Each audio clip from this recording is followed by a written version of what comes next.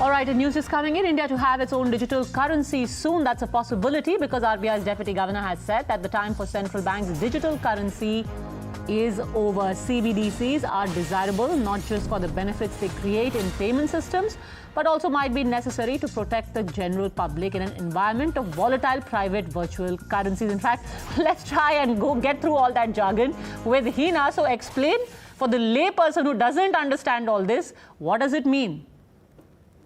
Instead of getting cash, you will be getting digital currency, money in your digital wallet. So that's the simple explanation, Padmaja, as far as the CBDC is concerned, central bank's digital currency. It is going to be equivalent to the cash that you have in your bank account right now, or the money that you might have in your purse at this point in time. So it will be exchangeable. It is just that the form is going to be different. Otherwise, everything else is going to remain absolutely same. Now, many countries, in fact, have been thinking about bringing a central bank based digital currency. Remember, there is a concept of cryptocurrencies here in India, which are virtual currencies, wherein you don't have anything in your hand as rupees, the notes that you usually get or the coins that you get. You have your money, but in the digital form. So tell me this, Hina, I'm sorry again for asking a layperson question. How is this going to be different from a lot of these digital payments that we do right now via apps, and they give us our,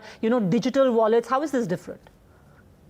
So the payments that you do via your apps, the digital payments that you're talking about via many apps that you do, you still are dealing with the cash or the money that you have in your bank account, the Indian currency, which you can withdraw from your ATM, from your bank accounts eventually. But this digital currency, you will not be able to withdraw as notes or coins. This will remain in the digital form. For example, usually people buy gold as physical gold, as probably, coins or biscuits or probably jewelry. But recently, there is this new concept of sovereign gold bond, wherein you are actually buying gold, but, you will not get any biscuit or a jewelry piece or anything else. It's on paper. So you will have certain grams of gold that will be in your name, that you will be investing in, but it will not be in any physical form. In the similar fashion, India, like many other countries, is planning to have its own digital currency, basically to ensure the cash transactions are as less as possible. All right, interesting. But you know what they say about the smell of money? I guess that could become a thing of the past very soon. Thanks very much, Hina, for